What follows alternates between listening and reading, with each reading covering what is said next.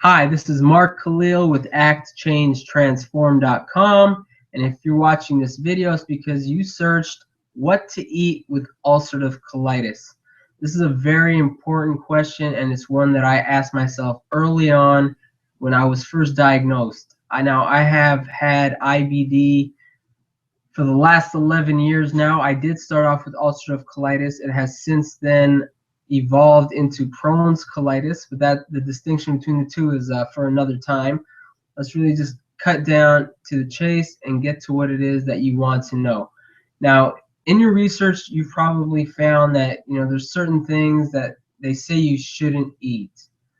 Dairy, fried foods, beans, things high in fiber. You shouldn't drink alcohol. Too much sugar isn't good either. And while that is true to an extent, it's going to take a little bit more than that. It's not black and white per se. You're going to have to go through a little bit of trial and error. And that's something I had to go through, and a lot of people that I know with Crohn's and colitis have had to go through as well. Now, for instance, I can't drink milk, but I can eat cheese. I can't eat beans, but I have friends that can. Friends with Crohn's or colitis that can eat beans regularly and will not experience any symptoms. If I were to do the same, I would probably end up in the hospital.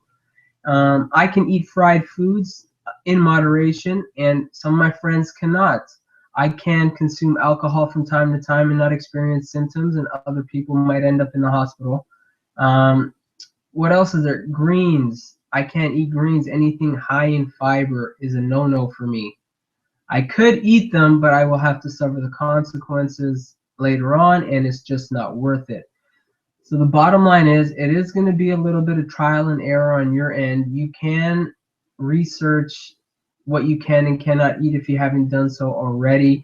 I would suggest asking other people, what they eat and, the process that they went through. I know for me and for a lot of people in my circle, that have Crohn's or colitis, and those are a lot of people, is that trial and error was the way that they discovered what they can and cannot eat. Now, just to give you a little bit of background, when I was doing that about 9-10 years ago, when I was first diagnosed and still discovering everything, adjusting my lifestyle to having Crohn's and colitis, it was very difficult. I currently live in Los Angeles, California. If you know anything about LA, traffic is crazy. I was on the road for 3 to 4 hours, and if you have IBD, that's not the place you want to be for long periods of time, especially if your disease is active and severe like mine is. And the also thing I wanted to point out actually is, if you have mild ulcerative colitis versus severe ulcerative colitis, that's going to make a difference in what you can and cannot eat as well. So keep that in mind where you fall in that spectrum. Whether you have mild or severe or somewhere in between, that'll play a role as well. But back to the story I was telling you. I was driving 3-4 hours a day to get to work.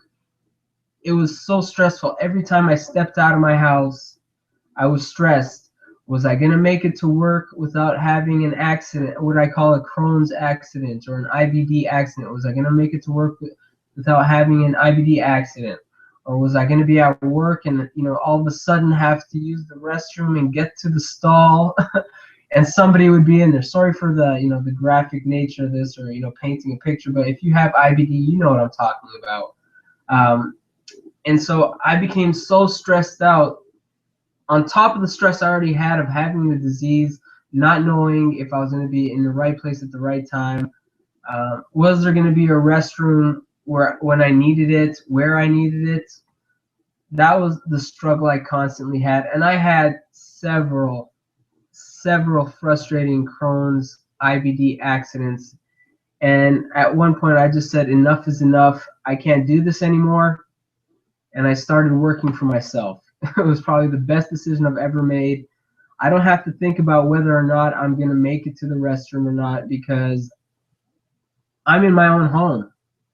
I know I'm going to have access to that bathroom when I want it. So that was something that I did not have to think about, which was great. I haven't looked back since.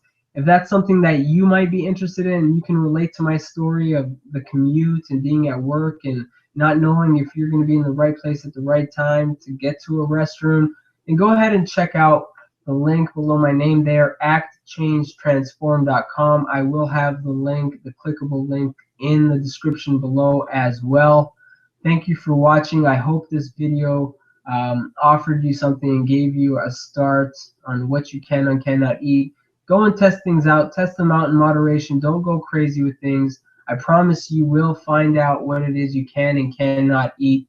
This is Mark Khalil, and thank you for watching.